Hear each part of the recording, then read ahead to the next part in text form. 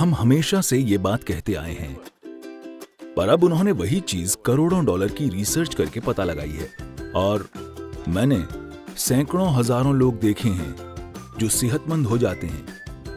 अगर कोई चीज मेरी प्लेट पर आती है तो उसे महसूस करके मैं जान जाता हूं कि क्या खाना है और क्या नहीं खाना है। आप आज कुछ खाइए और देखिए, ये देखना सीखिए कि वो खाना खाकर आपका शरीर कितना चुस्त महसूस करता है।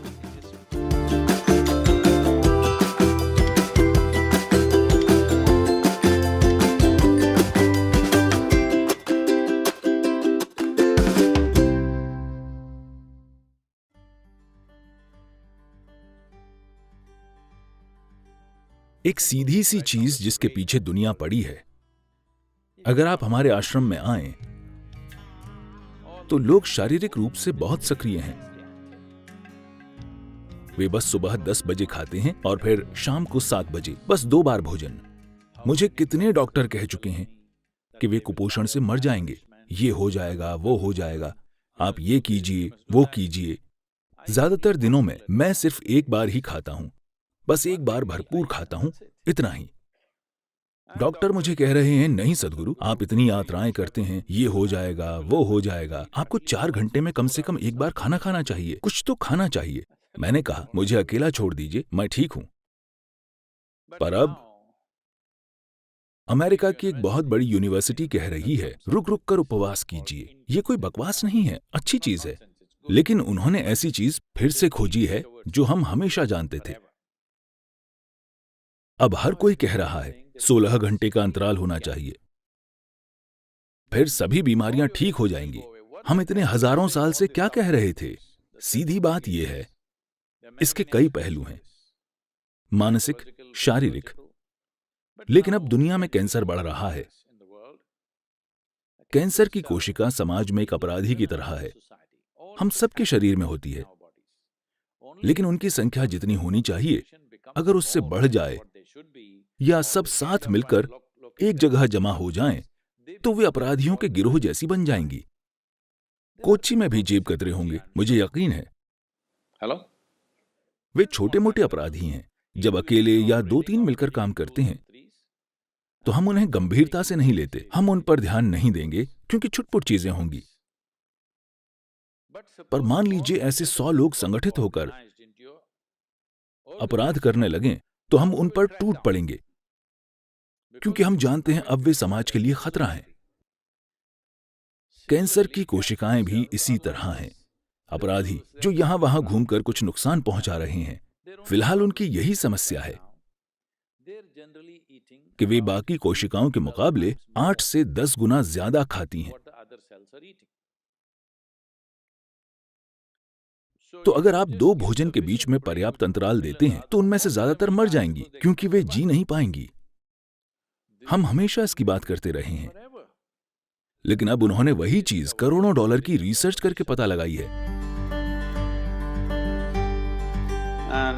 मैंने हजारों लोग देखे हैं जो सिर्फ इसलिए स्वस्थ हो गए क्योंकि वे हर समय ठूंसते नहीं रहते, जब पेट पहले से ही भरा हुआ हो।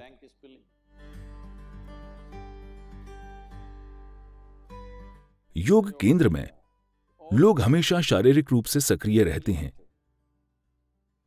तो दोपहर 3:30-4 बजे तक हर कोई बहुत भूखा हो जाता है। उन्हें बहुत भूख लगी होती है, लेकिन हम उसके साथ जीना सीख लेते हैं, क्योंकि खाली पेट होना और भूखा होना 2 अलग चीजें हैं।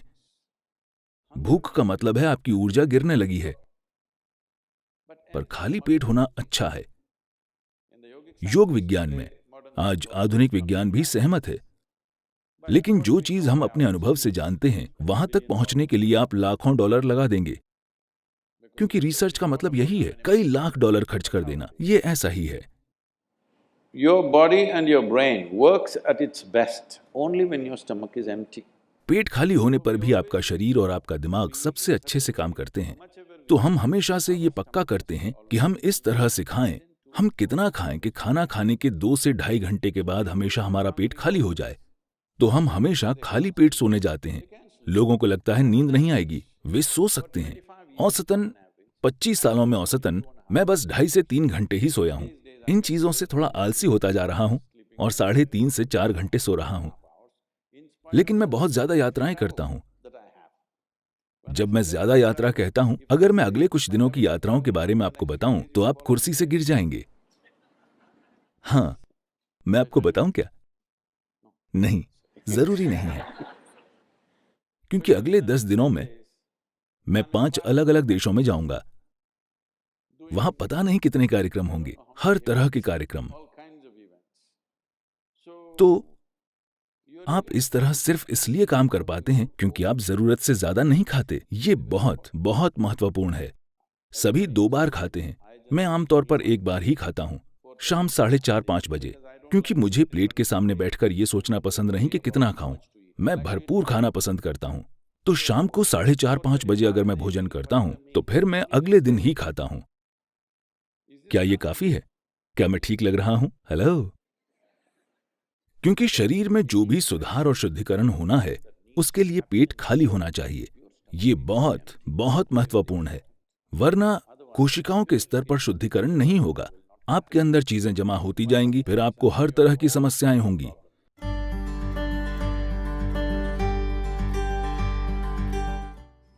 जब आप भोजन को छूते नहीं हैं, तो आप नहीं जानते कि वो क्या है।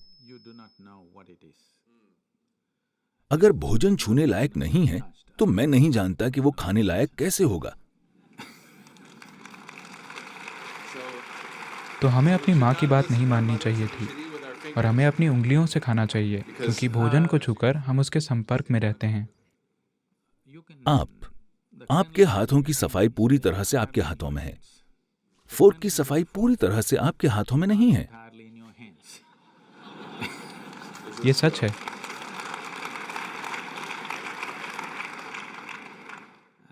और इन हाथों का इस्तेमाल सिर्फ आप करते हैं, कोई और नहीं।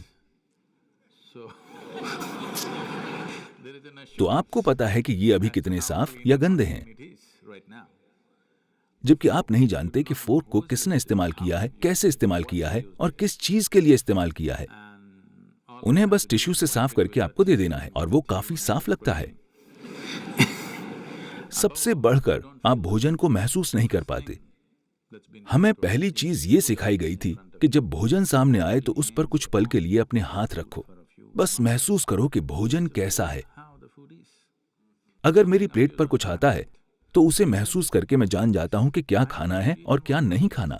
जो मुझे नहीं खाना उसे मैं चखकर खारिज नहीं करता, मैं बस उसे नहीं खाता, क्योंकि मेरे हाथ पहला स्तर है। वे उस मायने में नहीं चखते जैसे जीभ चखती है, पर वे भोजन को जान लेते हैं। भोजन को जानना पहली चीज है। किसी इंसान को जानने के लिए आप उससे जाकर हाथ मिलाते हैं। मैं आमतौर पर इससे बचता हूं, लेकिन ये अच्छी रणनीति है। लेकिन जो भोजन आपका हिस्सा बनने वाला है, सबसे पहली चीज आपके हाथ हैं।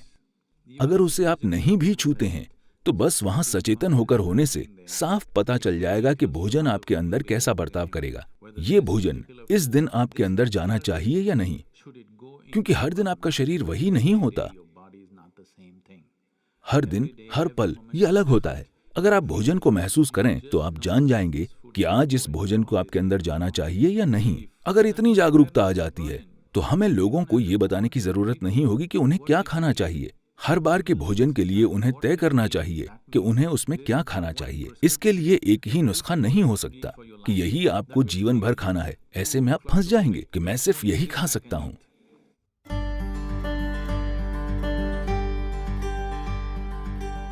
अपने भोजन को चुनना और खाना, ये दोनों चीजें सचेतन होकर कीजिए। आप क्या खाते हैं उतना ही महत्वपूर्ण है कि आप कैसे खाते हैं। जब मैं कहता हूं कि आप कैसे खाते हैं, तो ये सभी जीवित चीजें हैं। उनमें से हर एक का अपना जीवन था, चाहे वो सब्जी हो, जानवर हो या पौधा हो। हर किसी का अपना जीवन था। अब आप उसे एक तरीके से भोजन बना दे रहे हैं। तो आपको उसे चरम कृतज्ञता के साथ खाना चाहिए। अगर आप अपने भोजन के प्रति एक खास कृतज्ञता और आदर की भावना रखकर खाएंगे। जब मैं आदर कहता हूं तो यह आपको अजीब लग सकता है, लेकिन मैं आपसे पूछ रहा हूं, मान लीजिए हम आपको एक कमरे में बंद कर दें और आपके पास 5 दिन खाने को कुछ न हो। अगर आपके सामने भगवान आ जाए तो आप क्या मांगेंगे? खाना। तो ये इतना ही महत्वपूर्ण है। आपको समझना चाहिए कि आपकी थाली में भोजन बस कोई पदार्थ नहीं है, ये कोई सामान नहीं है, ये जीवन है। ये आपके लिए जीवन निर्माण का पदार्थ है, तो आपको इससे वैसा बर्ताव करना चाहिए। अभी जब ये थाली में है या बाहर कहीं है तो इसकी कोई कीमत नहीं है, लेकिन जिस पल आप इसे खाते हैं तभी आपका खून और मांस बन जाता है। अब अचानक ये बेशकीमती हो जाता है। हम ऐसे क्यों नहीं जीते हैं?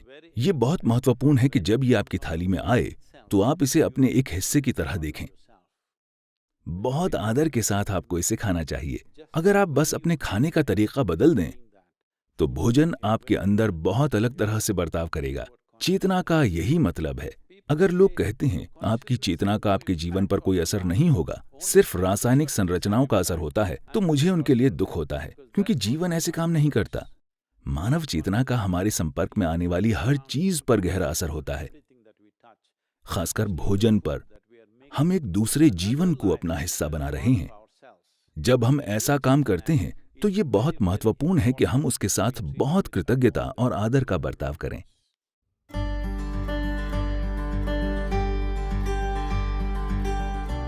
मैं आपको बताना चाहता हूं कि अच्छी आदत और बुरी आदत जैसा कुछ नहीं होता। Habit means you are functioning unconsciously.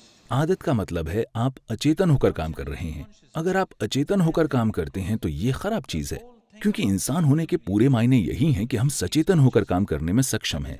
इंसान होने की यही खूबसूरती है कि हम हर चीज चेतनापूर्वक कर सकते हैं। एक जानवर जो चीज अचेतन होकर करता है वही चीज हम पूरी चेतना में कर सकते हैं। हम अचेतन होकर खा सकते हैं या हम सचेतन होकर खा सकते हैं। हम अचेतन होकर सांस ले सकते हैं या हम सचेतन होकर सांस ले सकते हैं। जो भी चीज हम कर सकते हैं उसे हम सचेतन होकर भी कर सकते हैं। जिस पल हम चेतना में कार्य करते हैं अचानक वो बहुत परिष्कृत और शानदार दिखने लगते हैं। जब कोई चेतनापूर्वक चलता और बोलता है तो क्या वो एक सुंदर इंसान नहीं बन जाता? हाँ या ना? बस इतना ही है। तो ऐसा क्यों है कि हम आदतें बनाने की कोशिश करते हैं जैसे कि वो एक अच्छी चीज हो? आदत का मतलब है तय तरीके जहां आपको सोचना नहीं होता। आपके सुबह उठते ही सब होने लगता है। नहीं, अपने जीवन को ऑटोमेटिक मत बनाइए। ये कुशलता नहीं है, ये मशीनी कुशलता है। इंसान का काम बुद्धिमानी और चेतना से काम करना है। कोई उससे मशीन जैसे काम करने की उम्मीद नहीं करता। तो भोजन की बात करें, भोजन को शरीर के लिए उपयुक्त होना चाहिए जिसके लिए हम खाते हैं। ये शरीर के लिए है। जो भोजन आप खाते हैं वो शरीर के निर्माण का पदार्थ है। सही भोजन क्या है?